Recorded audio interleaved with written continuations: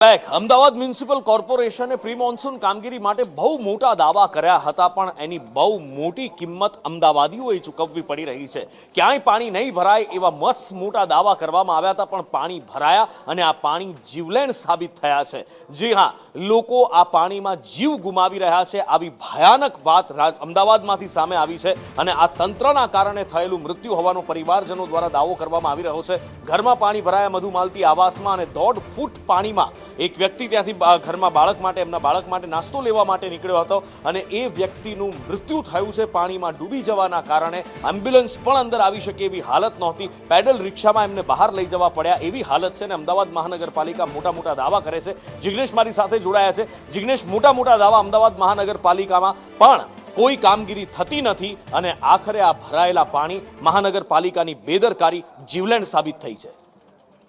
દર વર્ષે કરોડો રૂપિયાનું બજેટ છે તે અમદાવાદ મ્યુનિસિપલ કોર્પોરેશન માત્ર વરસાદી પાણીના નિકાલ માટે બહાર પાડે છે અને તેના ટેન્ડરો આપવામાં આવે છે, પ્રક્રિયાના નામે બિલો મૂકવામાં આવે છે, કામગીરી થયું હોવાનું ચોપડે સાબિત થાય છે। પરંતુ જ્યારે પહેલો વરસાદ આવે, સિઝનનો પ્રથમ વરસાદ હોય, ત્યારે આ વરસાદ કોર્પોરેશન અને તંત્રની જે તમામ જે પોલ છે તે ખુલ્લી પાડતી હોય છે અને તેવો જ પોલ અમદાવાદમાં પણ ખુલ્લી પડી છે। અમદાવાદની અંદર જે મધુમાલતી આવાસ યોજના આવેલા છે તેમાં જીતુભાઈ પંડ્યા નામના એક વ્યક્તિનું પોતાના જ ઘરમાં ડૂબી જવાથી મૃત્યુ થયું છે। મોડી રાત્રે અચાનક વરસાદ શરૂ થતા તેમના ઘરમાં 1.5 થી 2 ફૂટ જેટલું પાણી ભરાયું હતું અને તે પાણી વચ્ચે તેમના બાળક માટે જ્યારે તેઓ નાસ્તો લેવા માટે ઘરની અંદર જતા હતા ત્યારે તેઓ તેમાં પડી જતા તેમનું મૃત્યુ થયું છે। 1 કલાક સુધી તે પરત ન આવતા પરિવારજનો જ્યારે ઘરમાં તપાસ કરવા ગયા ત્યારે ઘરમાંથી તે ઇજાગ્રસ્ત હાલતમાં એટલે કે અધમૂળ હાલતમાં મળી આવ્યા હતા। પરંતુ જ્યારે એમ્બ્યુલન્સને ફોન કર્યો ત્યારે એમ્બ્યુલન્સ પણ ત્યાં ન પહોંચી શકે તેવી સ્થિતિ હતી અને જેના કારણે તેમને પેડલ રિક્ષામાં લઈ અને હોસ્પિટલ સુધી પહોંચાડવાની ફરજ પડી હતી। ત્યાં લઈ જતા ડોક્ટરે તેમને મૃત જાહેર કર્યા છે। એટલે કે તંત્ર અત્યારે જે બેદરકાર રહ્યું તેના જ કારણે આ મૃત્યુ નીપજ્યું હોવાનો પરિવારજનો આક્ષેપ કરી રહ્યા છે। કારણ કે મધુમાલતી આવાસ યોજનામાં